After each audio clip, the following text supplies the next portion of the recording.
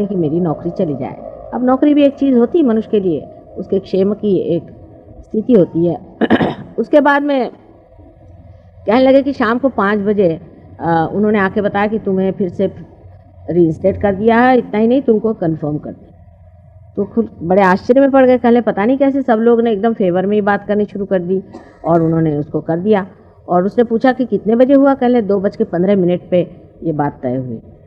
तो जो साहब वहाँ उनके साथी थे उन्होंने भी टाइम देखा कि क्या बात है, समझ में नहीं आता, एकदम सबका मन कैसे बदल गया, सब इसी तरह से कैसे बोल रहे हैं। इस तरह से भी होता है, अनेक अनुभव आ सकते हैं कि रियलाइजेशन के बाद जो अनुभव लोगों को आए हैं वो इतने अधिक हैं कि अगर उनके संकलित करने बैठे हैं तो न जाने कितनी किताबें इस पर हो जाए और कितने ही लेख इस पर लिखने पड़े। बहरहाल एक किताब हमारे ऊपर एक स्विट्ज़रलैंड के महाशय हैं जो कि खुद स्वयं फ्रेंच जानते हैं लेकिन उन्होंने अंग्रेज़ी में प्रयत्न किए हैं लिखने के, और एक किताब लिखी गई है। वो किताब हम लोग प्रकाशित करना चाहते हैं 27 तारीख को, और उसमें चाहते हैं आप लोग सब वहाँ उपस्थित हों और वो पुस्तक देखें। उसमें उसने बहुत से ऐसे अनुभव लिखे भी हैं और उसमें हिस्टोरिकली उसने सारा ट्रेस किया है कि सहज योग आज कौन सी स्थिति में पहुँच गया और क्यों लोगों को मास रियलाइजेशन हो रहा है। बड़ी सुंदर किताब है और बड़ी मेहनत की है और मैंने भी उसे काफ़ी देखा हुआ है। हालांकि मेरे पास टाइम ही नहीं रहता कि मैं कुछ पढ़ूं ज़्यादा, पर उन्होंने काफ़ी मेहनत की और बहुत विद्वान हैं, वो बहुत विद्वान हैं। और सॉक्रेटिस से लेकर के और सारे उपनिषद आदि जो कुछ भी चीज़ें हैं सबको लेकर के उन्होंने वो किताब लिखी है और अत्यंत सुंदर है।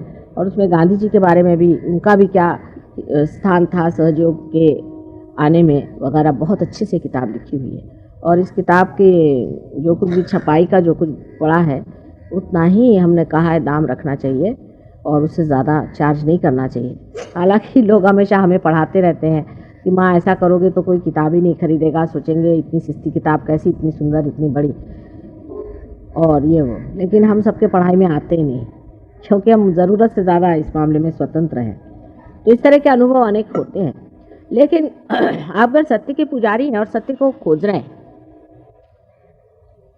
तो आपको पता होना चाहिए कि इससे उपलब्धि जो होती है वो परम सत्य की होती है।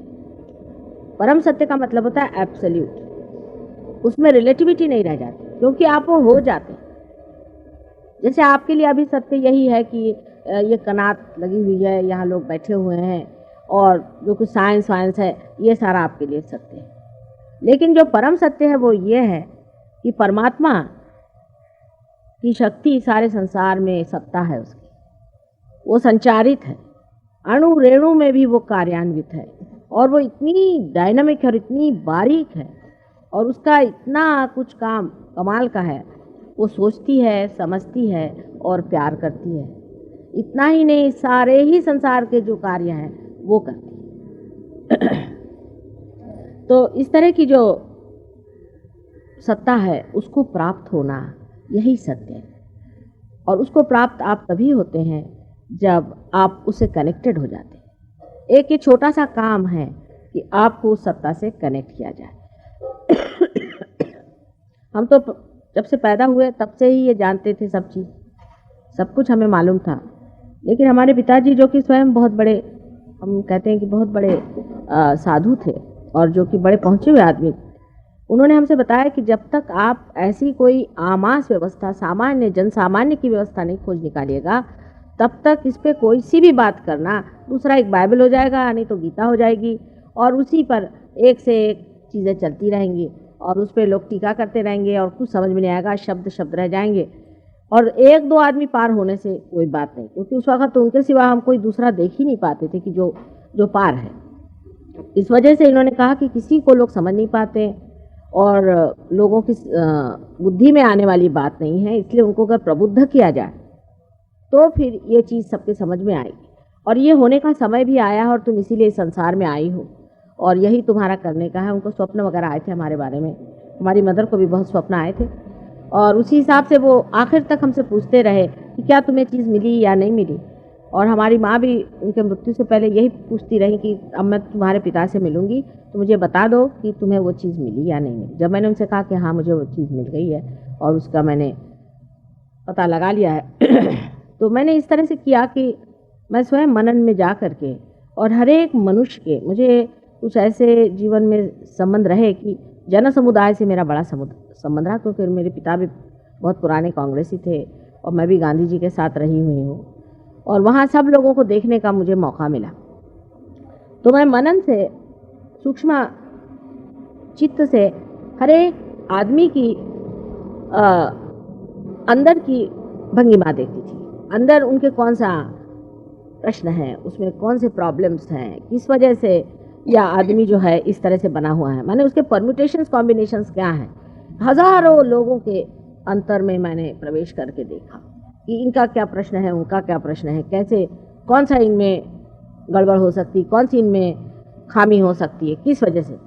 क्योंकि जो रियलाइज सोल आता है संसार में तो उसके सामने कोई प्रश्न ही नहीं होता, वो तो अपने मस्ती में रहता है, और दूसरा जो है वो अभी तक नीचे ही है, तो अब उसे किस तरह से ऊपर उठा जाए उसको प्रश्न हो जाता है। और वो अगर उसकी प्रकृति से मिलता जुलता हो तो वो प्रश्न आसान हो जाए, लेकिन इतनी परम्यूटेशंस एंड कॉम्बिनेशंस है मनुष्य की कि वो फिर ऐसा एक आध ही आदमी उससे मिलता था कि जो उसकी प्रकृति से निकटतम है, जो थोड़ी सी चीज़ करने से ही मेहनत से ठीक हो जाए। इसलिए लोग दो चार लोगों को ले करके जंगलों में रह करके और मेहनत करते थे, क्योंकि बगैर दान किए हुए इसमें आनंद नहीं आता है। लेकिन वो जो चीज़ उसको सर्वसामान्य होना भी ज़रूरी ही था, और मैं खुद इसको बचपन से ही जानती थी कि मुझे ये कार्य करने का है, चाहे कुछ भी हो जाए। और इसी प्रकार मेरे जीवन में, मेरे विवाहित जीवन में भी मेरा संबंध अनेक लोगों से आता रहा, और उसमें मैंने यही एक कार्य किया कि लोगों की अंदर से कौन सी प्रकृति के कारण, क्योंकि आप देखिए 3 प्रकृतियां मनुष्य में होती हैं और 360 डिग्री में ये 3 प्रकृतियां घूमती हैं, तो आप समझ सकते हैं कि मनुष्य में कितनी परम्यूटेशंस और कॉम्बिनेशंस हो सकते हैं। और उसी की छोटी छोटी चीज़ पे आप मनुष्य रुका हुआ है, जैसे कि एक आँख में तिनका चला जाए और सारा आकाश न दिखाई दे, ऐसा हो जाता है। अब मैंने बहुत इस पर अत्यंत गहन मनन किया, बहुत ही तपस्या करी है, और उस पर बहुत ही ज़्यादा मैंने ध्यान दे करके विचार किया कि आखिर मनुष्य में कौन सा ऐसा दोष हो जाता है। फिर मैंने देखा कि हर एक के दोष अलग अलग हैं, उनको कैटेगराइज कर लेना पड़ता है। अब जैसे आपके गुरु का दोष है, ये एक दोष, इसको भी कैटेगराइज करना चाहिए। गुरु भी ढंग ढंग के होते हैं, मतलब जो अगुरु, मैं इनको गुरु नहीं मानती, ये अगुरु हैं। गुरु तो बहुत ही कम होते हैं बहुत ही कम। और पहले ज़माने में जो गुरु होते थे, या भी ऐसे में जो गुरु मालूम है जो असल में है, वो लोग तो बिल्कुल नहीं चाहते कि कुछ करें, क्योंकि वो जैसे ही कुछ काम करने लगते हैं तो शिष्य लोग उन पे चढ़ बैठते हैं, या नहीं चढ़ेंगे तो उनको सताते हैं। अगर वो पृथ्वी पर उतर आए, मतलब जन्म ले या कुछ करें, तो बचपन से उनको तकलीफ़ें होती रहती हैं, क्योंकि इसमें जब आप पार हो जाएंगे तो आपको पता होगा कि आपको खुद भी महसूस होगा दूसरों की तकलीफ़ें, कैसे कैसे कहीं कुछ चटाक से एकदम पैर में चट से लग जाएगा, कहीं कुछ हो जाएगा थोड़ा थोड़ा। लेकिन मैंने उसके लिए ये भी सोचा कि एक ऐसी व्यवस्था ढूंढनी चाहिए, हमारे रुमाल लेते आइए, ऐसी व्यवस्था ढूंढनी चाहिए कि जिस व्यवस्था में मनुष्य सर्वसामान्य हो, साधारण जीवन व्यतीत करता हो और गृहस्थ जीवन में रहता हो, कोई जंगल में जाने की उसको ज़रूरत नहीं हो, और वहीं बैठे बैठे वो पार भी हो जाए और वो रक्षित भी रहे, उससे उसको तकलीफ ना हो, उसको परेशानी ना हो। और इसलिए इस पर बहुत ही गहन अन्वेषण करना पड़ा। आप जानते हैं कि इसकी कोई लेबॉर्ट्री तो होती नहीं जहाँ पर काम किया जाए, ये तो अपने ही अंदर ये सब अपने ही संकल्प से अपनी ही कुंडलिनी को चढ़ा करके काम किया जाता है। इस प्रकार काम करके मैंने एक दिन असल में गृहस्थ जीवन में कहीं अकेला जाना या कहीं जंगल में जाके रहना भी संभव नहीं होता था, इसलिए एक दिन ऐसे किसी बहाने से मैं एक बार समुद्र के किनारे पे चली गई, और वहाँ 2-3 दिन रात में रहने के बाद मैं समझ गई कि अब सहस्त्रार जो आखिरी का ये चक्र जो खुला नहीं है उसे खोलना है। ये अभी तक खुला नहीं, अभी खुला है। तो उस वक्त जब खोला गया, जब खोल पाए हम, तब जो है ये साध्य हुआ कि सामूहिक तरह से लोगों को हम जागरूक करें। और आपको आश्चर्य होगा कि जो आज चीज़ आपको इतनी सहज मिल रही है, शुरू में हमने सिर्फ 25 शिष्य, पहले तो एक शिष्य से शुरू किया, वो बहुत बूढ़ी औरत थी, लेकिन तो भी हमने उन पे मेहनत की, वो पार नहीं हो सके। उसके बाद करते करते 25 सिर्फ हमारे पास शिष्य थे, और उन शिष्यों पे 2 साल तक लगातार मेहनत करने के बाद 2 साल तक कुल 12 लोग पार हुए हैं। बड़ी मुश्किल से 2 साल तक मेहनत की, तब 12 लोग पार हुए, क्योंकि एकदम नई चीज़ है ये। इसका मतलब है कि सर्वसाधारण आदमी जो कि अनेक गलतियां कर चुका है और जिसमें बहुत से अजीब अजीब तरह के दोष आ जाते हैं, ये सब ठीक करना, उनको ठीक से लगाना, उनको ठीक से पहुंचाना, ये बड़ा उस वक्त कठिन ज्ञात होता था। 2 साल तक मेहनत करने पे 12 आदमी पार हुए, लेकिन वो 12 आदमी जो हुए हैं उनमें सफाई इतनी हो गई कि हमारे वो बड़े सॉलिड आदमी हैं।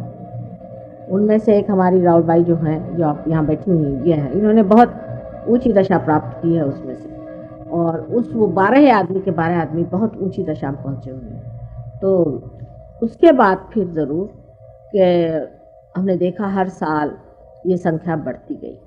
इतना ही नहीं, जब ज़्यादा लोग पार हो गए तो मानो जैसे कि उनमें से शक्ति वहन होने लगी, जैसे वो लोग शक्ति वाहिनी हो गए, और उसके अंदर से शक्ति बढ़ने की वजह से बहुत लोग आसानी से पार होने लगे। आपने कल देखा कि काफ़ी लोग पार हो गए थे, लेकिन तो भी जैसे मैंने कहा कि बड़ी सूक्ष्म चीज़ है, और पार होने के बाद भी फिर से खटाक से टूट जाती चीज़, उसको फिर पनप पाना पड़ता है, क्योंकि बीज जो है वो अंकुरित होने के बाद आप जानते हैं कि उसको बड़ा संभालना पड़ता है, संगोपन उसका होता है, उसे बड़े प्रेम और दुलार से करना पड़ता है। अब इसके लिए मातृत्व के सिवाय और कोई तरीका नहीं।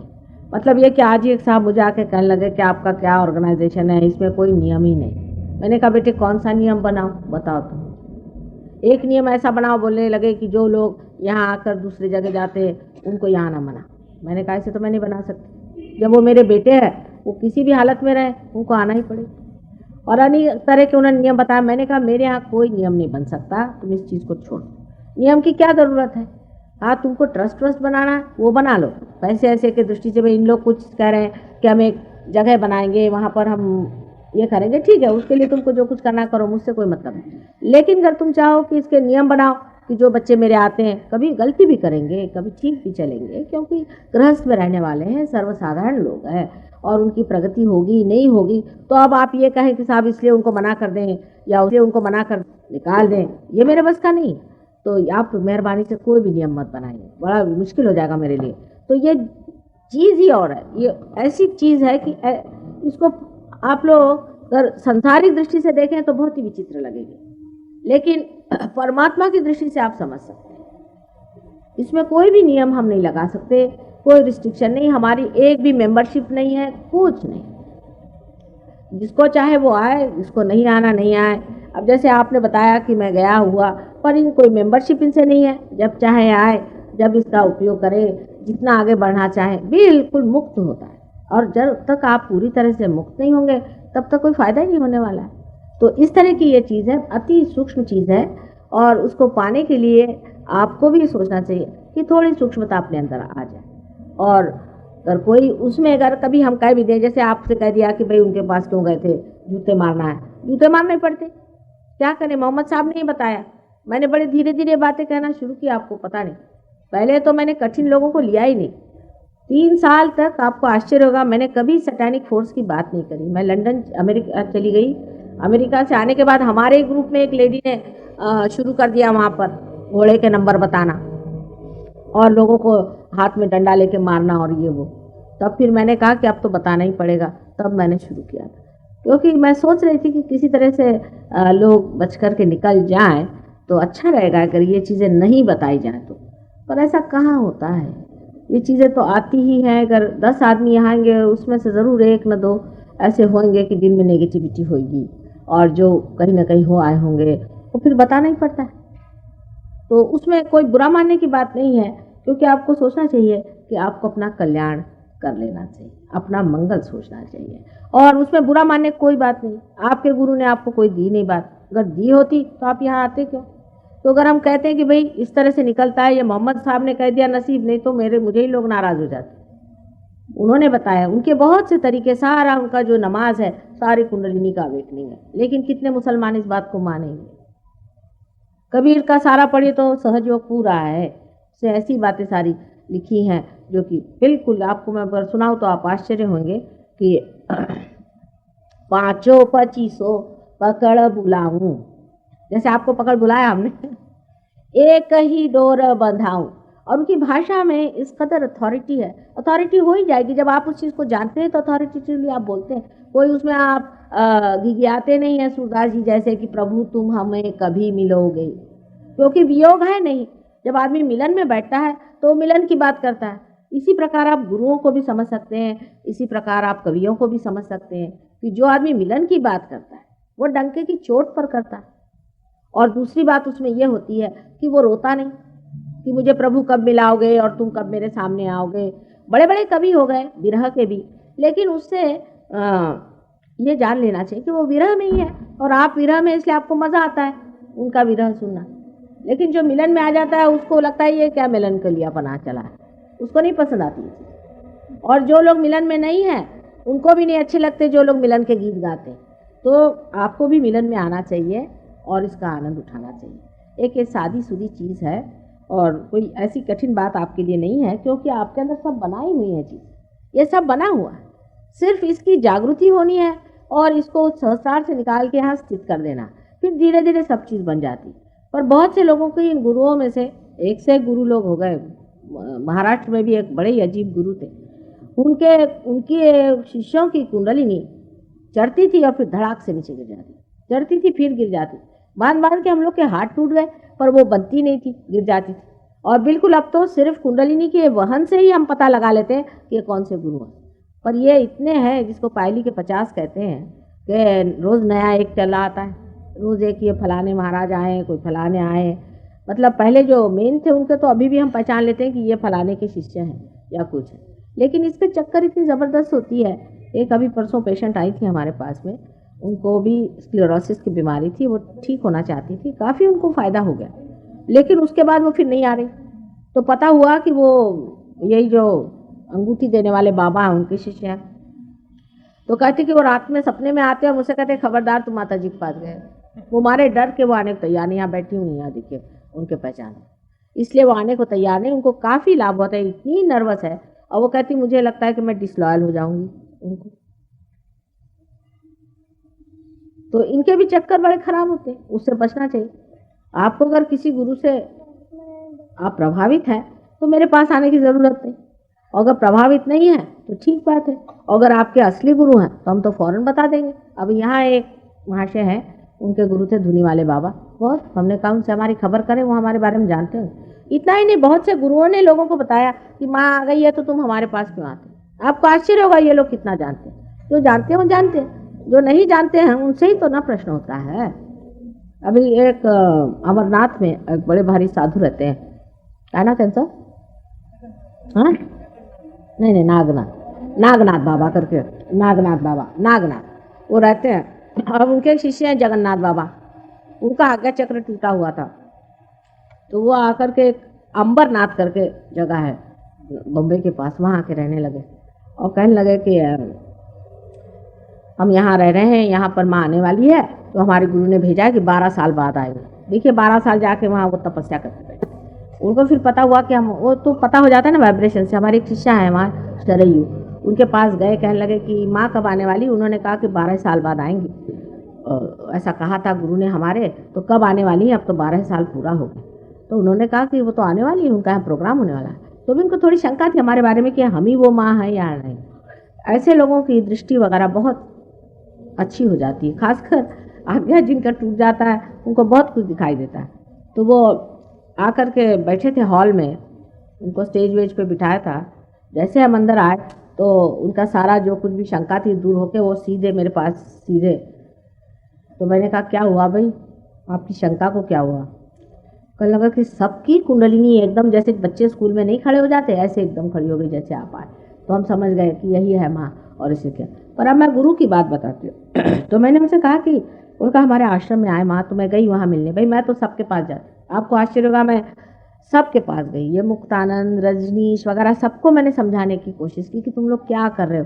सारे गुरुओं से जाके मिलती हूँ, उनसे समझाती हूँ। उल्टे वो लोग फिर क्या कहते हैं कि वो हमारी शिष्या है, वो हमारे पास आई।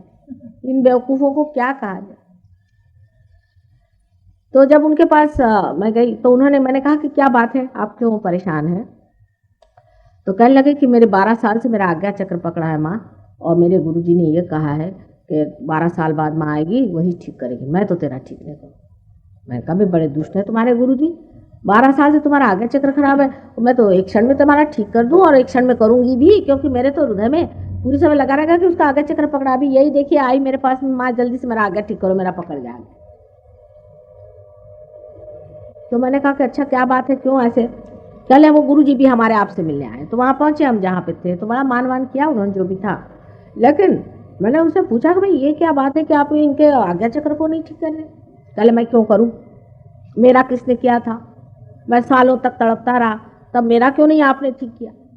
मैंने ये किया वो किया, मेरी हालत खराब हो गई, मेरा आज्ञा चक्र किसने ठीक किया? मैं इसका क्यों करूँ? आप माँ हैं, आप करो इनका ठीक।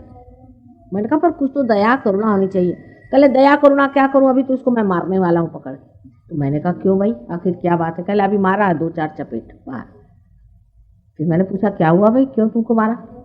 कहले माँ मुझे गंदी आदत है, मैं सिगरेट कभी कभी पी लेता हूँ। आपके आने से पहले मैं ज़रा नर्वस हो गया तो मैंने सिगरेट पी ली थी, तो इन्होंने इसलिए मुझे मारा कि आज माँ आने वाली है और तुमने आज भी सिगरेट पी। तो वो लोग भी जो हैं, गुरु भी जो हैं, वो भी बहुत ज़्यादा खोजबीन करते हैं। इतना ही नहीं, बहुत कड़क हृदय होते हैं, बड़े कड़क आदमी होते हैं। उसकी वजह यह है कि उन्होंने सारी चीज़ें बड़ी मुश्किल से पाई और बहुत आफत से पाई। ये तो हमारा स्वभाव ही है, तो हमको कोई प्रॉब्लम ही नहीं, और हम तो माँ है ना। तो वो लोग तो लोगों से मिलते भी नहीं, कुछ नहीं करते हैं, और ऊपर से इस कदर कड़क आदमी हैं कि उनके एक एक किस्से आपको सुनाए उन गुरुओं के, तो आपको आश्चर्य होगा कि वो किस प्रकार अपने शिष्यों को अपनाते हैं, और एक आध शिष्य कहीं से पकड़ते हैं, एक उसको अपने पास रखते हैं और उसको फिर मेहनत करते हैं उस पर।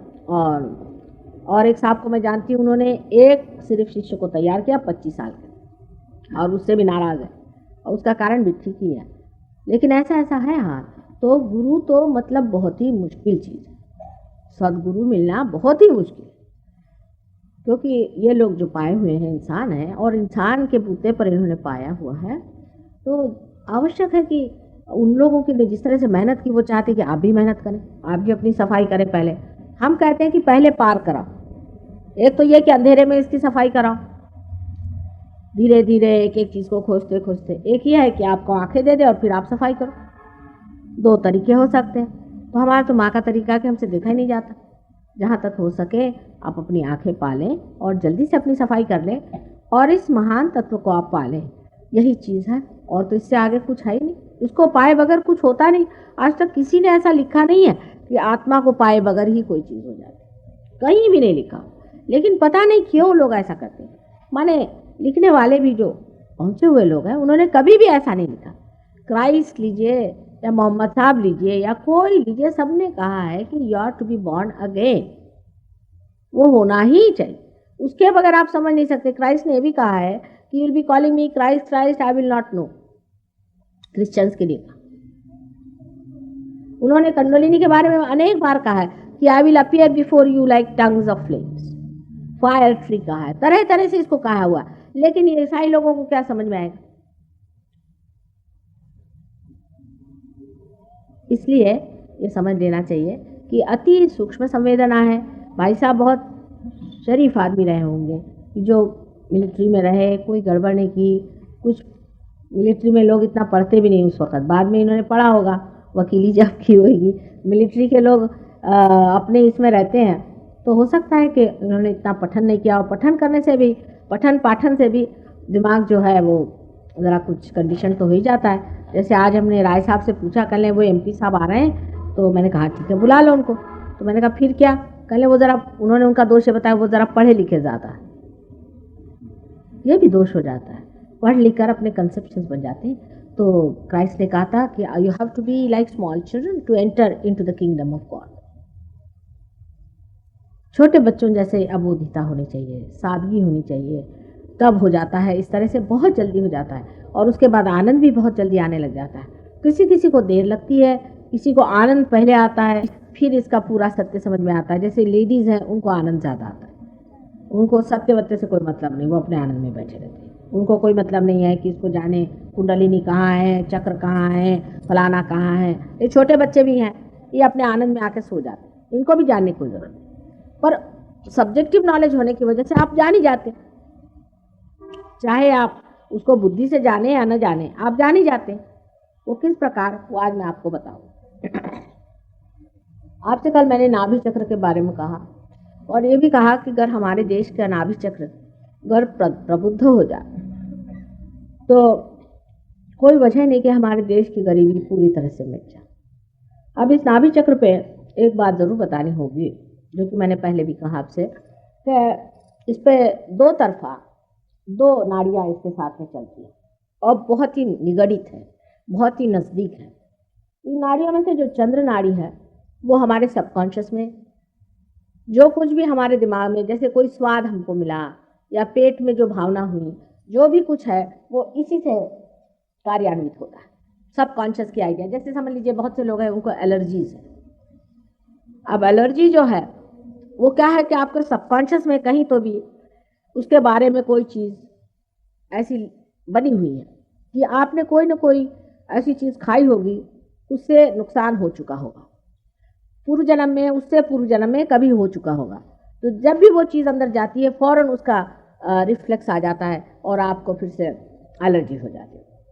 और राइट साइड में भी सूर्य की नाड़ी, सूर्य की नाड़ी में भी जो कुछ भी आप आगे के लिए सोचते हैं, फ्यूचर में सोचते हैं, उसका भी सूर्य चक्र भी वहीं पे है। तो सूर्य और चंद्र चक्र नाभि चक्र के दोनों साइड। और इन नाड़ियों पे जो लेफ्ट साइड की नाड़ी है, इस पे श्री भैरवनाथ का चलन वलन रहता, ऊपर से नीचे तक वो जाते रहते हैं। और जो राइट साइड की नाड़ी है सूर्य नाड़ी, उसमें हनुमान जी का चलन वलन है। अब एक साहब आए, वो कहले मैं हनुमान जी को मानता हूँ। मैंने मानते, मैंने क्यों मानते हैं? अभी कोई वजह होनी चाहिए। आप हनुमान जी को ही क्यों मानते?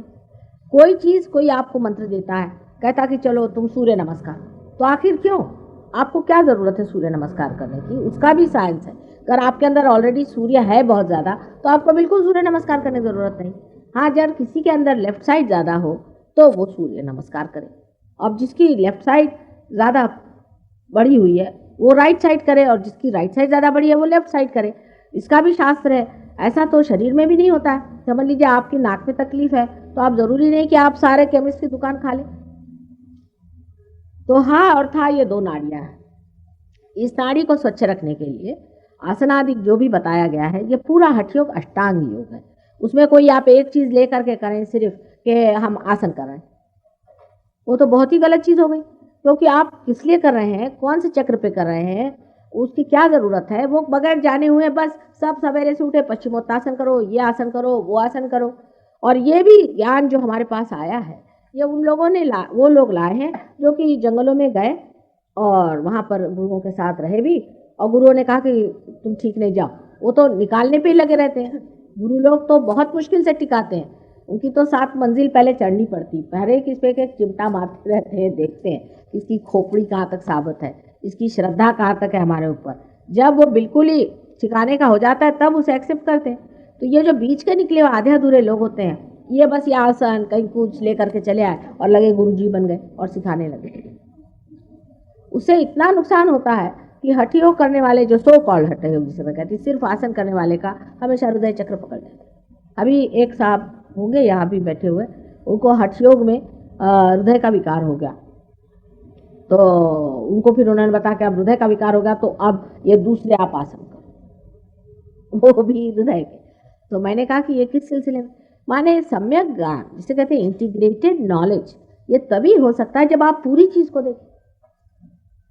तो ये दो नाड़ियाँ जो नाभि चक्र के दोनों तरफ में है, इन दोनों का बड़ा ख्याल रखना चाहिए। उसमें से जो लेफ्ट साइड की नाड़ी है, उसी के कारण मैं आपसे गुरुओं को मना करती हूँ। वो ऐसे कि इस तरफ में जितना कुछ मृत है, जो कुछ सबकॉन्शियस में है, जो भूत है, वो सारा है। उससे आगे आपके कलेक्टिव सबकॉन्शियस है लेफ्ट साइड। तो जो कुछ मरे हुए हैं वहीं पर है। अब कुछ लोग ऐसे होते हैं मरने के बाद भी वो तृप्त नहीं होते, बड़े दुष्टात्मा होते हैं। कभी आत्महत्या की वजह से, कोई माँ बाप भी ऐसे होते हैं मर जाते हैं, उनको लगता है चलो बच्चों पे फिर से आ जाए, वो वही मंडराते रहते हैं। ये लोग जो मंडराने वाले हैं, यही जो है हमारे ऊपर असर कर जाते हैं। इन्हीं को बैड स्पिरिट्स कहते हैं और इन्हीं को स्पिरिट्स भी कहते हैं अंग्रेजी में। अरे ये भूतात्मा होते हैं। और ये जो भूतात्मा है, इनमें से जो लोग समझदार होते हैं वो अपनी जगह चले जाते हैं प्रेत लोक में। वो कोई आपके अंदर घुसते नहीं, आप पे असर नहीं करते। पर ऐसे बहुत से लोग मंडराते रहते हैं। फिर आजकल के ज़माने में जो बहुत से गुरु लोग हैं, ये सब लोग राक्षस हैं। बहुत से राक्षस ही इसमें, जैसे महिषासुर ने जन्म ले लिया है, रावण ने जन्म ले लिया है, और बकासुर ने जन्म ले लिया है, और कैसे नाम है, रक्त बीज ने जन्म ले लिया है। बहुत से लोगों ने, बहुत से राक्षसिनों ने भी जन्म ले लिया, अब वो गुरु बने बैठे। तो ये लोगों ने भी बहुत से ऐसी अपनी आर्मी लेके आए हुए हैं जो कि वायरस की जैसी। वो आज्ञा चक्र पे बिठा दें आपके, तो वो चली जाएगी आपके लेफ्ट साइड में, आप खिंच जाएंगे उधर। ये लेफ्ट साइड का जो प्रॉब्लम है, इसमें तरह तरह से लोग करते हैं। जैसे आपके घर में एकदम से लगा कि एक गणपति आ गए, ये सब कल युग में हो रहा है, पहले कभी नहीं हुआ था। आपने सोचा मेरे घर में माँ गणपति आ गया, मैं क्या करूं? मैंने कहा समुद्र में फेंक डालो बेटे उसको। गणपति लाने की क्या जरूरत है? ये परमात्मा के काम नहीं। मटीरियल चीजों को इधर से उधर हिलाने का भगवान को कोई और कोई काम नहीं। तो अब वो गणपति आ गए, उसकी पूजा शुरू। आज जैसे यहाँ देवी जी बैठी थी, इन पे भी वैसी ही बाधा है लेफ्ट साइड। उससे शरीर में तकलीफ होने लगती है, बदन हिलने लग जाता है। सारा जितने भी हमारे यहाँ मेंटल केसेस हैं, ये सारी लेफ्ट साइड की वजह से आती है। अब बहुत से घरों में भी ये चीज़ें होती हैं, ऐसे प्रेतात्मा होते हैं। कल ही एक सरदार जी आए थे, उनकी पत्नी को बहुत तकलीफ थी। पता हुआ उनका पुराना घर है, उनको रात में कुछ कुछ दिखाई भी देने लग गया। क्योंकि जब आप उस एरिया में चले जाते हैं, सबकॉन्शियस के एरिया में चले जाते हैं, तो आपको ये भूत वूत दिखाने भी लगते हैं। ये बात सही है कि ये है, लेकिन उसके रास्ते में जाना नहीं चाहिए। इसमें सबसे बड़ा काम क्राइस्ट ने किया। क्राइस्ट आज्ञा चक्र पे है, उन्होंने सबसे ज़्यादा इस पे काम किया कि भूत और प्रेत के अंदर जाना नहीं, उनसे कोई मतलब रखना नहीं। लेकिन आपको आश्चर्य होगा कि सबसे ज़्यादा ईसाई लोग भूत प्रेत को मानते हैं और उन्हीं के अंदर घुसते हैं। माने लंदन में कोई ऐसा चर्च नहीं होगा जिसके अंदर मुर्दे न गड़े हों। अगर आप रियलाइज हो ले तो आप उस चर्च में जा ही नहीं सकते, पहले मुर्दे गाड़ के रख दो। कोई आप वेस्टमिनिस्टर अबे में जाइए तो वहाँ सारे राजे महाराजे जिन्होंने 7-7 बीवियाँ मार डाली, उनके मुर्दे गड़े। अरे कोई सेंट के भी हो तो ठीक है, समाधि बनी हुई है। राजा महाराजाओं के गाड़ने तो बहुत ही गलत बात है, क्योंकि उन्होंने पता नहीं, वहाँ के खासकर बड़े अनाचारी होते हैं। अपने यहाँ तो सदाचारी लोग होते हैं, लेकिन वहाँ तो अनाचारी लोग होते हैं बिल्कुल राजा महाराजा, और वो वहीं मुर्दे गड़े पड़े हैं।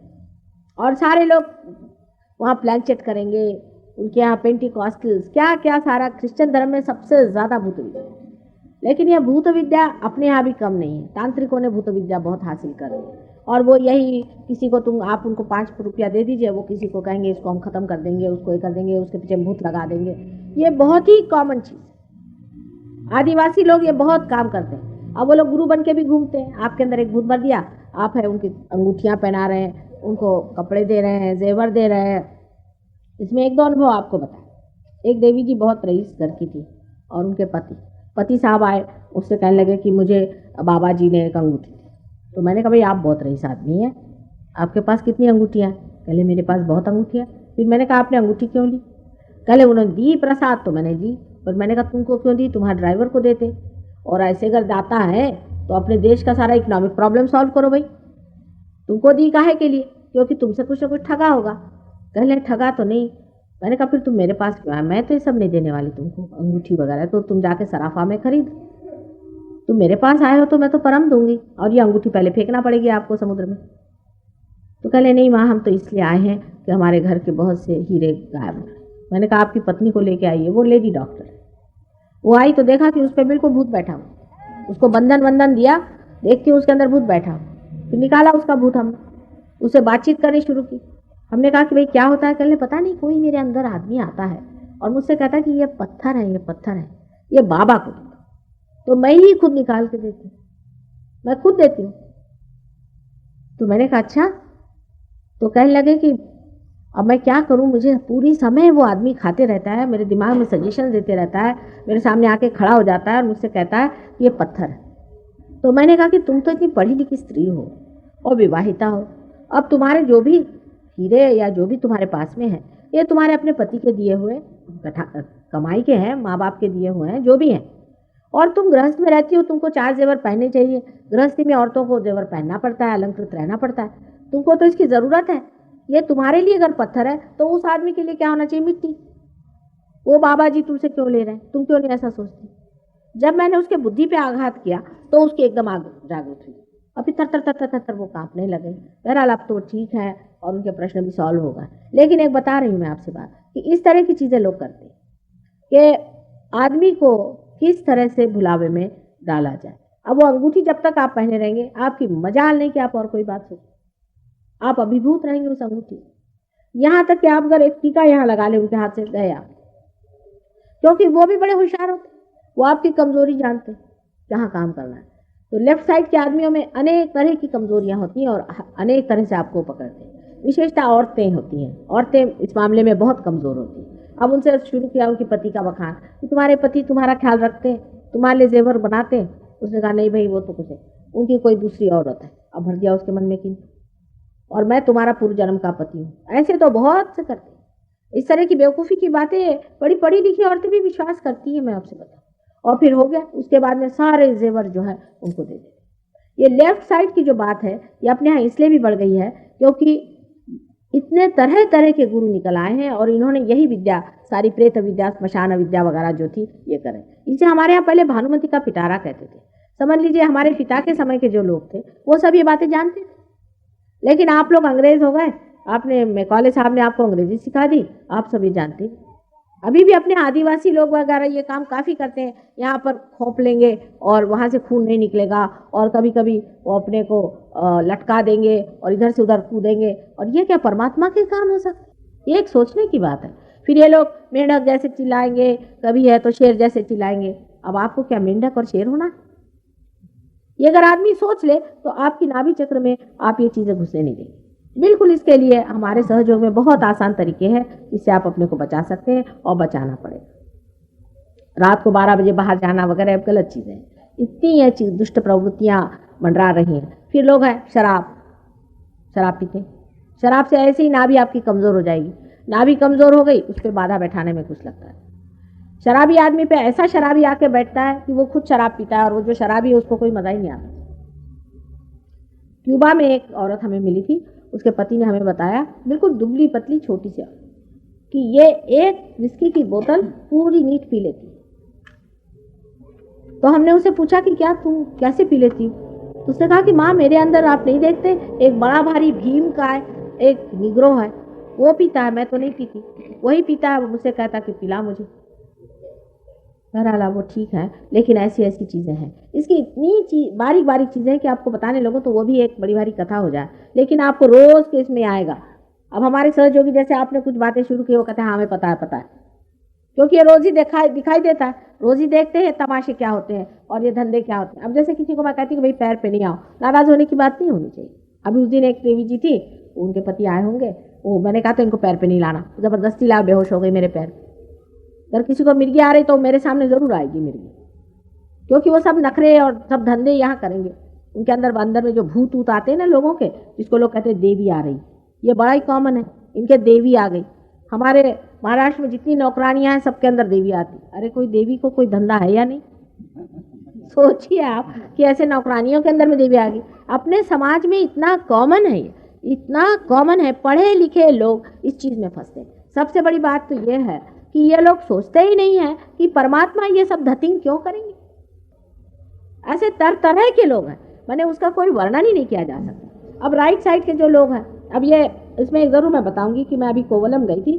कोवलम में मैंने देखा कि बड़ी आश्चर्य की बात है कि घर के ही अंदर मुर्दे गाड़ते, वहीं जलाते। तो मैंने कहा ये क्यों करते? आप बताइए, कितनी नेगेटिविटी आ जाएगी और वहाँ गरीबी आ ही जाएगी। इधर से भूत आया और उधर से लक्ष्मी जी गायब, इधर से बोतल आई उधर से लक्ष्मी जी गायब। तो आपको ये समझ लेना चाहिए कि अगर हमारी नाभि हम ठीक रख लें, माने आप किसी के मृत्यु के यहाँ भी गए, बस वहाँ जा कर के किसी से मिल लिया और आ गए। अपने माँ बाप से भी यही कहना चाहिए कि हम लोग ठीक है, अब आप फिर से जन्म लीजिए। कोई हमारी फिक्र नहीं करिए, आप दूसरे योनि में, हम दूसरे योनि में। मृत्यु के बारे में पढ़ना, ये थर्ड आई के बारे में पढ़ना, प्रेत लोक के बारे में पढ़ना, ये सब चीज़ों से आदमी की जो है नाभि एकदम खराब होकर के उसकी लेफ्ट साइड पकड़ जाती है। दूसरी चीज़, राइट साइड में भी लोग ये काम करते हैं। राइट साइड का काम ऐसा होता है कि जैसे राइट साइड में रामचंद्र जी का चक्र है, हनुमान जी का है, तो राइट साइड में ऐसा काम करेंगे कि आपको राम का मंत्र दे दिया। किसी ने कहा अच्छा राम का मंत्र बोलो, गए आप ट्रांस के अंदर चले गए। अब राम नाम का ये कोई भूत ही आपके अंदर आएगा, परमात्मा तो नहीं आ सकते ना। आपने किया क्या, क्यों आए परमात्मा आपके अंदर? आपका परमात्मा से कोई संबंध जुटा है। लोग परमात्मा को तो ऐसे बुलाते हैं जैसे कोई जेब में बैठा हुआ है या कोई नौकर है। कुछ काम हुआ, मेरे बेटे को नौकरी लगा दे, श्री राम। मेरी बीवी को ठीक कर दे, श्री राम। अरे भाई, आपकी कितनी पूंजी परमात्मा के पास संपदा है। मैं तो कहती हूँ कि एक अगर आपको राजा से मिलना हो तो भी आपको 17 मर्तबा पता करना पड़ता है, झुकना पड़ता है, पूछना पड़ता है, तब आप जाके मिलते हैं। एकदम डायरेक्ट आप मिल नहीं सकते। और जो राजाओं के महाराजा हैं उनको आप इस तरह से पुकारते हैं जैसे आपके बगल में बैठे हो। इसी तरह की कोई भी नाम दे देंगे, कोई आइम दे देंगे, कोई रीम दे देंगे। और कुछ कुछ लोग तो यहाँ तक नाम अजीब अजीब देते हैं कि अमेरिका से साउथ अफ्रीका से एक साहब, उनको संस्कृत नहीं आती, तो उन्होंने नाम लड़कों को सिखाया। ये हमारे शिष्यों में से कुछ वहाँ से आए हुए हैं, उनको वो बेचारे 1 साल तक रटते रहे नाम। क्या? इंगा पिंगा ठिंगा। ये तो एक साधारण हिंदुस्तानी भी समझ लेगा, लेकिन वो बेचारे 1 साल तक रटते रहे और सब उनका आज्ञा चक्र पकड़ा हुआ, नाभि चक्र पकड़ा। तो ये दोनों जो नाड़ियां हैं इसको समझ लेना चाहिए। ये भूत विद्या है। जो मरे हुए लोग जो बहुत एम्बिशियस हैं वो राइट साइड में जाते हैं। वो आपके अंदर आ गया, समझ लो एक भूत ऐसा कि जो इस जिंदगी में आराम से नहीं बैठ सका, ना किसी को बैठने दिया। अब वो उसको लगा कि मैंने तो कुछ काम ही नहीं किया, वो आपके अंदर आ गया भूत बनकर। तो आपको ऐसा दौड़ाएगा कि आपकी चाल तो होगी साइकिल की और वो आपको जेट के हिसाब से ले जाएगा। थोड़े देर में आपकी बॉडी जो है ऐसे ऐसे होने लग जाएगी। ऐसे लोग हमेशा 10 साल के बाद में रैटल करने लग जाते, सारा बॉडी से हिलने लग जाता है। इसको समझना चाहिए चीज़ क्या है, इसको जानना चाहिए कि सुप्रा कॉन्शियस से आए हुए ये भूत है और ये आपके अंदर घुस गए। और बड़े बड़े गवर्नमेंट इस चीज़ को मान रही, क्योंकि उनको ऐसे लोग चाहिए जो जल्दी से काम करें। उनके अंदर एक भूत बिठा दिया। सोचना चाहिए कि ये कैसे होता है।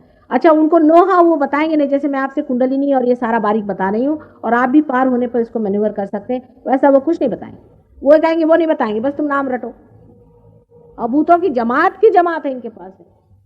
और अजीब अजीब, अभी एक साहब ने मेरे पास आए थे लंदन, वो अमेरिका में यही काम कर रहे हैं, भूत के टीचर हैं। तो उनकी हालत, वो श्रृंग, उनमें पहले मैं श्रृंग का नाम लेता हूँ। मैंने कहा भाई श्रृंग तो बड़े भारी मुनि थे, ये पता नहीं कैसे क्या इनको भूत कैसे चढ़ गया।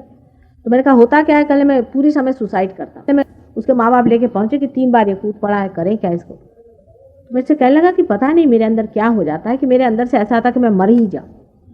तो फिर मैंने देखा वो श्रृंग साहब जो थे उनके एक ऐसे हॉर्न निकला हुआ था, कोई भूत थे, महाभूत।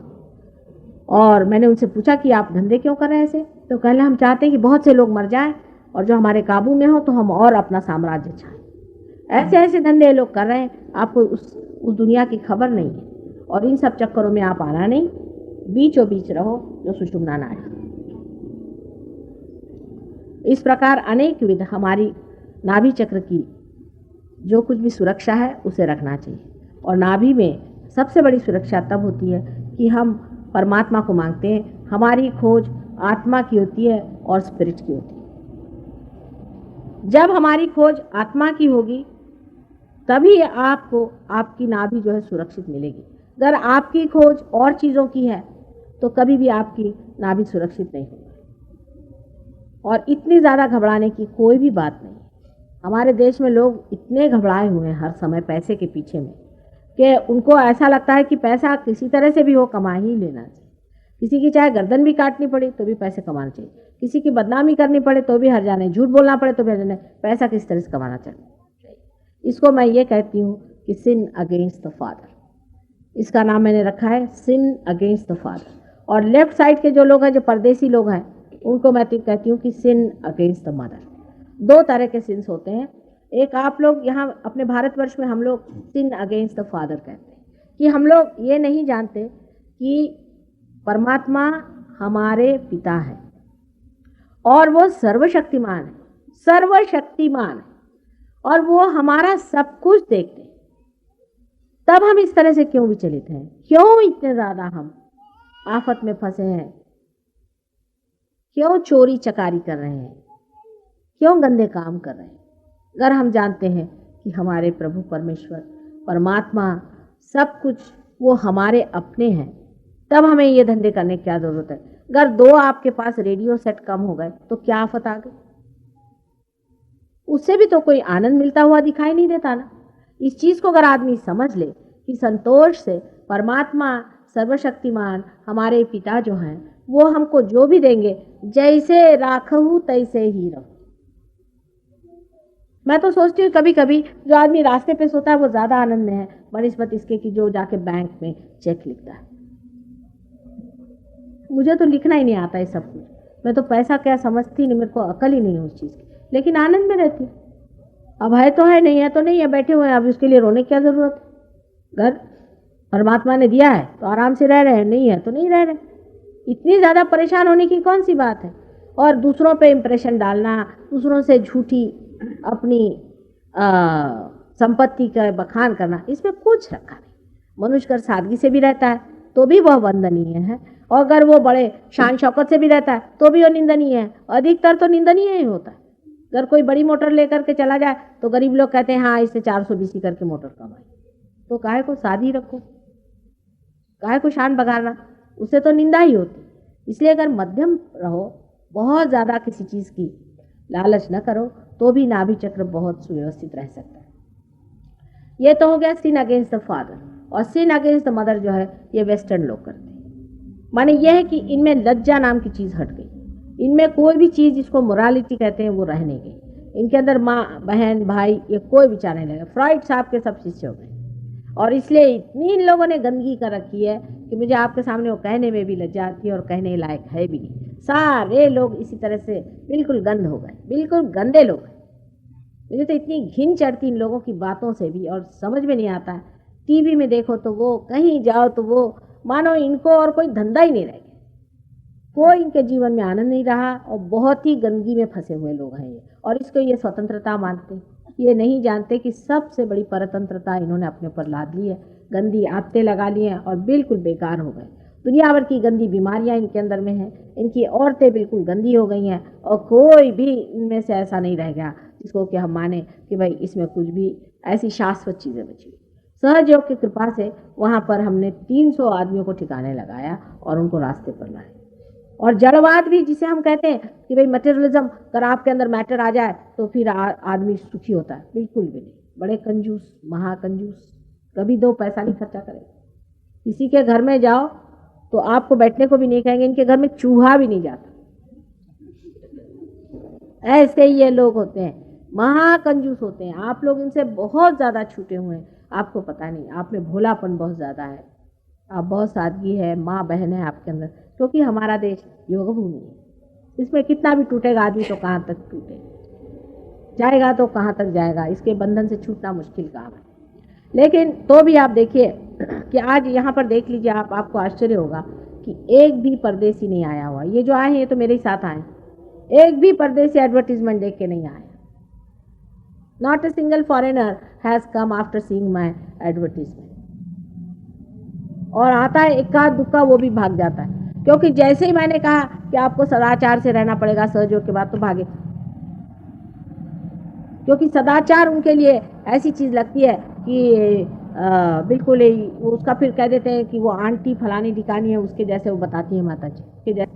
पर ये होते हुए भी लंदन जैसे शहर में आज भी हमने 300 आदमी ऐसे खड़े कर दिए हैं कि जिनको आप मान सकते हैं कि सदाचारी भी हैं, बड़े उच्च स्थिति के हैं, और आप ये भी मान सकते हैं कि ये लोग बहुत ही ज़्यादा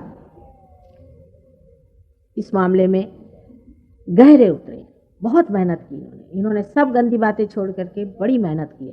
तो ये भी इनमें बात है कि इनकी खोज भी बड़ी ज़बरदस्त है। अगर इनसे कोई बता दे कि इसमें सत्य है और सत्य उपालें तो बहुत उठते हैं। नाभि चक्र पे मैंने इसलिए बहुत समय दिया है कि नाभि चक्र हमारे लिए बहुत ही महत्वपूर्ण है। अब नाभि चक्र के खराब होने से कौन सी बीमारियां होती हैं मैं आपको बताऊं। नाभि चक्र के खराब हो जाने से सबसे पहले तो आपको बीमारी होती है कि जिसे लिवर कहते हैं, राइट साइड लिवर की खराब हो जाती है। अब सहयोग में हम लोग लिवर बिल्कुल पूरी तरह से ठीक कर सकते हैं, और वो किस तरह से करना चाहिए वो आपको बता दूँ। दूसरी चीज़ है कि इम्बैलेंसेस आ जाए, मतलब ये नाड़ी या वो नाड़ी, अगर राइट नाड़ी बहुत चले आदमी की, अगर कोई आदमी बहुत ज़्यादा सोचता है विचारता है तो उसको डायबिटीज़ और इस तरह की बीमारियां जो कि उसके स्प्लीन और पैनक्रियास और उसकी किडनी और यूट्रस से संबंधित है वो हो जाती है।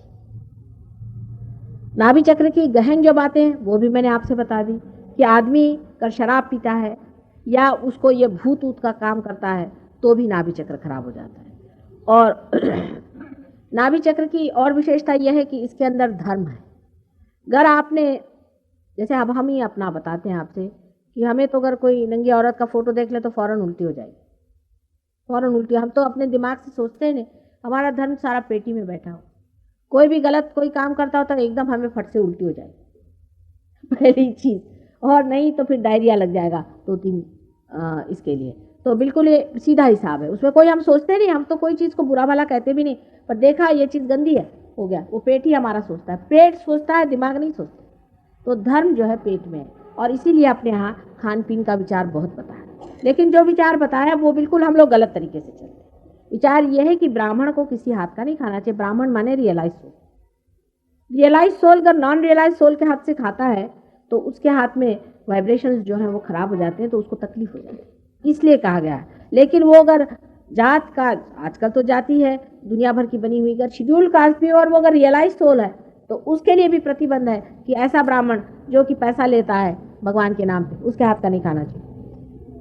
अनटचेबिलिटी का ये अर्थ है, इसका गहन अर्थ ये है कि जो आदमी रियलाइज सोल है उसको अनरियलाइज सोल से बना हुआ खाना नहीं खाना चाहिए, या कम से कम किसी दुष्ट के हाथ का तो खाना ही नहीं चाहिए। तो अब जो आप गुरुओं के यहाँ जाते हैं, उन्होंने खाना खिलाया, नाभि गायब, इन्होंने सबने सत्र खोले हैं मुफ्त, आपकी नाभि यहाँ गायब हो गई, आपका सारा पैसा गया है। या तो आपको वो विभूत देते हैं खाने के लिए, जिसके पेट में विभूत गई उसकी नाभि गायब, एकदम सो गए वहां लक्ष्मी नारायण। इसलिए मैंने नाभि पर आपसे कहा है कि इसका संतुलन बनाए रखना है, और बहुत श्रद्धापूर्वक। अब जो आदमी संतुलन बनाए रहते हैं उनमें नाभि चक्र में एक और विशेषता है कि बहुत ज़्यादा खाने के बारे में सोचना, ये भी हमारे हिंदुस्तान में बीमारी है। सुबह से शाम तक औरतें खाना बनाती रहती हैं और उनको ये शौक है कि आदमी को बेवकूफ़ कैसा बनाया जाए। आदमी भी खाने के पीछे में बेवकूफ़ रहते हैं, उनको तो खुद बनाना कुछ आता नहीं, कभी हाथ से इतना भी काम करना नहीं आता। अगर औरत कहीं मैके चले जाए तो आदमी की हालत ख़राब हो जाती है। औरतें भी इस बात को खूब जानती हैं, वो तरह तरह के ऐसे ऐसे खाने बना करके, कहते हैं ना कि possess your husband through his stomach, तो वो भी ऐसा एक एक बनाती रहती है। वो भी एक तरह का भूती है समझ लीजिए और आदमी लोग भी रात दिन इसी में लगे रहते हैं कि ये खाने को चाहिए, आज हमें ये पसंद है, हमें वो पसंद है। औरतें में इसी में लगते हैं। हालांकि हम भी बहुत अच्छा खाना बनाते हैं, पर हर समय खाने के बारे में सोचते रहना ये भी बड़ी गलत बात है कि हमें ये खाना है वो खाना है, या बहुत ज़्यादा खाना तो बिल्कुल भूत का लक्षण है। हम लोग कोई लोग इतना ज़्यादा खाते हैं इस भारतवर्ष में कि कोई आश्चर्य नहीं लोगों को खाने के लिए नहीं है। कुछ लोग तो क्या, अधिकतर लोग इतना खाते हैं कि आश्चर्य होता है। कभी आप विश्वास नहीं करेंगे, मैंने अपनी आंखों से देखा है। एक बार हमारे यहाँ कोई श्राद्ध था तो हमारी सिस्टर इन लॉ ने कहा कि भाई आप श्राद्ध करा रहे हो तो इसमें तो भाई 5 ब्राह्मण को खिलाओ जरूर। मैंने कहा भाई 200 गरीब को खिला दो, भाई ब्राह्मणों का चक्कर मुझे नहीं पसंद। कहले नहीं मेरे कहने से। मैंने कहा अच्छा बस। वो आए, वो कहा नहीं कुछ ज़्यादा कुछ करने का नहीं, सिर्फ 5 शेर कलाकंद हम लोग के लिए सबके लिए लाओ। मैंने सोचा घर भर ले जाएंगे बेचारे, इतने बड़े बड़े उनके तो पेट थे, और आके बैठे और 5 शेर सबने मेरे सामने 1 घंटे के अंदर गप गप गप गप खा लिया। मेरे को तो वो कभी भूलता ही नहीं। मैं कहती पर ये लोग 5 शेर खाएंगे तो ऐसे बहुत से लोग होंगे जिनको इतना भी नहीं मिलेगा। खाने पे बैठेंगे तो कंपटीशन हो जाएगी अपने यहाँ। एक साहब ने 63 गुलाब जामुन खाया और वो सबको तारीफ अपनी बताते फिरते हैं कि मैंने 63 गुलाब जामुन खाया। ये कोई तरीका है? एकदम भूतों के लक्षण है, बकासु। इस तरह से खाने की क्या जरूरत है? मनुष्य बहुत थोड़े खाने से भी जीवित रहता है, कोई ज्यादा खाने की जरूरत नहीं, बहुत थोड़ा खाना चाहिए। लेकिन जो लोग बिल्कुल भी नहीं खाते, अब उपासड़े लोग, ये बिल्कुल बेकार होते हैं। उपास करने की बिल्कुल कलयुग में जरूरत नहीं। उपास हमारे यहाँ निषिद्ध है, हमारे सहयोग में निषिद्ध है, कोई सा भी उपास नहीं करने का। एक ही दिन नरक चतुर्दशी के दिन सिर्फ देर से उठना चाहिए और उपास करना चाहिए, क्योंकि उस दिन नरक के द्वार खुलते हैं। बाकी दिन अब जैसे चतुर्थी होती है, संकष्टी हो, चतुर्थी हो, गणेश चतुर्थी, गणेश चतुर्थी के दिन सब लोग उपवास करते हैं। एक साहब हमारे पास आए, उनको प्रोस्टेट ग्लैंड की तकलीफ और बड़े भारी तक्ष के पुजारी और बहुत शरीफ आदमी और बहुत ही अच्छे सहयोगी। मुझे बड़ा आश्चर्य हुआ। मैंने कहा इनको कैसे प्रोस्टेट ग्लैंड की तकलीफ है, क्योंकि आपसे मैंने बताया प्रोस्टेट ग्लैंड के पास ही गणेश का चक्र है। तो मैंने उनसे ऐसी चना में देखी ना, मेरा प्रसाद चना, तो चना निकाल के दिया, तो उनका जरा सा मुंह बना। दूसरे साहब कह लेंगे तो आज उपवास। मैंने कहा आज काहे का उपवास? कह ले आज गणेश जी का जन्म है तो मैंने उपवास किया। मैंने कहा अच्छा तरीका। अरे भाई, जिस दिन किसी का जन्म होता है उस दिन क्या सूतक करते? इसी तरह से रामचंद्र जी का जन्म है तो उस दिन, शिव जी का जन्म है तो उस दिन। ये कितनी गलत चीजें हैं। ये ब्राह्मणों ने आपको बेवकूफ बनाने के लिए सिखा रखी है। ये सीधे सरल विचार से आप सोचें कि क्या जिस दिन किसी बच्चे का जन्म अपने घर में होता है उस दिन हम लोग खुशियां मनाते हैं, मिठाइयां बंटवाते हैं, कि उस दिन उपवास करके बैठते हैं सूतक लगा के? ये सब गलत गलत इस तरह के उपवास। फिर एकादशी का उपवास, उस दिन एकादशी का उपवास होगा, लेकिन सोचा जाएगा कि सिंघाड़े का आटा कहाँ से आएगा, वो कहाँ से आएगा। सवेरे से लोग बैठे रहेंगे इसी इसमें कि आज क्या खाएंगे, आज क्या होगा, आज कौन सी चीज बनेगी। ये कोई उपवास हो? चित्त को हल्का रखना चाहिए। रात दिन खाने के बारे में सोचने से भी आदमी भूखा ही मरता है, क्योंकि उसको लीवर की बीमारी हो गई तो भूखा मरेगा, उसको अगर कोई तकलीफ हो गई तो भूखा मरेगा। इस तरह की बहुत सी चीजें होती हैं जिससे भी आदमी को भूखा रहना पड़ता है। फिर आप काहे को जबरदस्ती भूखे रह रहे? अगर कोई शरीर में तकलीफ हो गई तो आदमी भूखा रहता है, उसके पेट में शिकायत हो गई तो भूखा रहता है। जबरदस्ती काहे को आप भूखे रहते हैं? हाँ, वेल नरिश्ड होना चाहिए, साधारण खाना चाहिए, संतुलित खाना चाहिए, पर उसके ऊपर इतना विचार करने की कोई जरूरत नहीं। सर्वसाधारण जो कुछ मिल गया उसको वाइब्रेट करके सहयोगी लोगों को खाना पीना चाहिए। इस तरह से आपकी नाभि चक्र की भी दशा जो है वो ठीक रहेगी। अब नाभि पे मैंने क्यों कहा, मैं आपसे बता रही हूँ कि बैठ जाइए बेटे, पार होके जाओ। कहाँ जा रहे हो? ये नमूने हैं अपने, क्या करें। इसलिए क्योंकि नाभि चक्र बहुत महत्वपूर्ण है, इसलिए मैं नाभि चक्र के लिए बताया। और इन 3-4 दिन में मैं सारे ही चक्र आपको बताऊंगी, पर नाभि चक्र बहुत ही महत्वपूर्ण है और उसको समझ लेना चाहिए कि किसी भी वजह से नाभि चक्र खराब हो गया, जैसे लीवर की बीमारी होती है कि बचपन में गलती से बच्चों को अगर आप भारी खाना दे दें, चॉकलेट या कोई जिसको कहते हैं रबड़ी वगैरह, हेवी चीज़ जाए तो उससे भी लीवर हो जाता है। बहुत काम करने से भी लीवर खराब हो जाता है, तो इसको भी ठीक हो सकता है। सहयोग से सब बीमारियां ठीक हो सकती है और संतुलन आ सकता है। सबसे बड़ी चीज़ ये है कि नाभि चक्र में मनुष्य का चित्त बसता है। चित्त जो है वो आपके लिवर से सस्टेन रहता है। चित्त जो है वो आपका अगर खाने में लगा तो आप खाने से गए। यही चित्त जब परमात्मा की ओर उठता है तभी वो असल में मानव हो जाता है। जब तक ये चित्त व्यवहारिक चीज़ों की तरफ, इधर उधर की चीज़ों की तरफ में, जो जिसको कहना चाहिए सुपरफिशियल चीज़ों की तरफ में चित्त फंसा रहता है, वो चित्त हमेशा ही ऐसा गड़बड़ डामाडोल रहता है। पर यही चित्त जब ये सोचता है कि वो परमात्मा जो चीज़ है वो पाने की है और बाकी सब व्यर्थ है, तभी चित्त जो है वहाँ से उठ करके और कुंडलिनी के ऊपर छा जाता है। और वो कुंडलिनी जब उठती है तो उसके ऊपर छाया हुआ चित्त भी ऊपर उठ करके और सर्वव्यापी शक्ति में एकाकार हो जाता है। इसीलिए नाभि चक्र का होना बहुत आवश्यक है कि अच्छा हो, जिससे आपका चित्त जो है वो संतुलित हो पूर्णतया। वहाँ पर एक ही भावना रहे कि हमें ये खाना भी जो है एक यज्ञ कर्म है, खा रहे हैं, लेकिन विशेषकर सबसे बड़ी चीज़ जो है वो हमें परमात्मा को पाना है। ये चित्त यहाँ से उठ करके जब उठता है तो अनेक चक्रों में से गुजर के और बाहर निकल जाता है। ये चित्त जब शुरू में जब जानवर होता है या कोई होता है तो वो परमात्मा की ओर नहीं उठता, मनुष्य की दशा में ही वो परमात्मा की ओर उठता है। तो जब तक आपके अंदर ये भावना बनी रहेगी कि अंत में मुझे परमात्मा को ही पाना है, आपकी नाभि चक्र बहुत संतुलन में आ जाए। वही है त्वमेकम वरेण्यम त्वमेकम शरण्यम, उसके सिवा और मुझे कुछ पाने का नहीं। ऐसा ही आप नाभि चक्र पे संतुलन रखें तो आपका नाभि चक्र बहुत अच्छा रहेगा। और यही अगर हमारे देश में हो जाए तो हमारे देश का भी भविष्य बहुत उज्जवल है, क्योंकि हमारे देश का मैंने कहा बेस बहुत बड़ा है और बड़े बड़े अवतरण यहीं हुए। विष्णु जी के सारे ही अवतरण यहाँ हुए, विष्णु जी के सारे अवतरण नाभि चक्र पे हुए हैं। आप जानते हैं कि दशावतार जो भी हुए, बिल्कुल सही बात है। ये भी हमारे उत्थान की कथा है। जिस प्रकार एक मछली पहले होती है, फिर मछली से जा करके मछली जब किनारे पे आ जाती है तो फिर वो कछुआ हो जाती है, रेप्टाइल्स। उसी प्रकार हमारी एक एक उत्थान की सीढ़ियाँ हमने नाभि चक्र पे ही लांघी हुई है। अंत में सारे परशुराम वगैरह जो भी हैं वो सारे ही नाभि तक है, सिर्फ जो उसके ऊपर का जो चक्र है, जो कि यहाँ दिखाया नहीं गया है, left hand side, right hand side right hand side में ये चक्र है, जिसे कि हृदय का राइट हैंड साइड कहते हैं, वहाँ श्री राम का अवतरण हुआ। वो बीचों बीच इसलिए नहीं है कि उन्होंने अपने को अवतार न सिद्ध करके और मर्यादा पुरुषोत्तम सिद्ध किया, इसलिए वो अवतार के मार्ग से हटके और साइड में हो गए। लेकिन उनका भी चक्र बहुत ही महत्वपूर्ण है और वो मैं आपको कल सारा बताऊंगी सविस्तार। अब आप हम लोग ध्यान में जाएंगे। कल सवेरे भी ध्यान यहाँ पे होगा, सिर्फ ध्यान होगा। शाम को फिर मैं आपको चक्रों के बारे में बताऊँ। आप कोई प्रश्न हो तो क्या कह रहे हैं?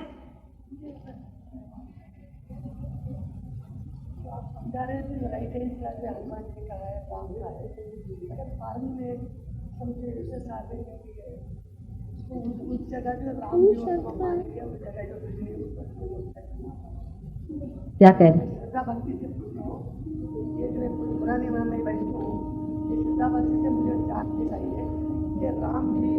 राम का है, हनुमान का है, बाद में तो समझ पाएंगे कि हनुमान भी कौन है, ऐसा बताइए। क्या करें? अच्छा, आपको आश्चर्य होगा। बैठिए बैठिए। फॉरेनर्स जो है वो हमसे बहुत अच्छे हैं इस मामले में। आप इन लोग से ज़रा बात करिए, आपको सिखाएंगे राम क्या है। ये जो पार हो गए, आपको आश्चर्य होगा कि आप लोगों में ये बात नहीं है। ये तो मैं हमेशा कहती हूँ कि जहाँ दांत है वहाँ चने नहीं, जहाँ चने हैं वहाँ दांत। इन लोग जब पार हुए हैं तो एक तो इन्होंने सब चीज़ छोड़ दी, दुनिया भर की फालतू की चीज़ें, और लग गए इसमें। और ये लोग जितने माहिर हैं, आप लोग नहीं। राम के अंग अंग ये जानते हैं और हनुमान के अंग अंग ये जानते हैं, बस लगने की बात है। ये तो किसी भी चीज़ को सॉर्ट आउट कर डालते। हमारे जैसे आधे अधूरे लोग नहीं है, क्योंकि हमको सब मिला हुआ है ना, तो इसका होश ही नहीं है। श्री राम क्या चीज़ है और श्री राम के अंग अंग क्या हैं, उनकी क्या विशेषताएं हैं, इसकी सारी बारीक चीज़ें ये सीख गए। और मेरी इनके पास में इन्होंने जितने मुझसे इस पर ज्ञान प्राप्त किया है, आप समझ नहीं सकते। यहाँ तो मैं देखती हूँ कि अभी मैं प्रोग्राम कर रही हूँ, अभी सब लोग आएंगे, उसके बाद गायब, फिर कोई प्रोग्राम में आएगा ही नहीं। हालांकि इस पर हमने चार्ट्स बनवाए हैं, सब कुछ काफ़ी सफाई से दिया हुआ है। इन लोगों ने जितनी मेहनत की है वो आप लोग नहीं कर सकते साहब।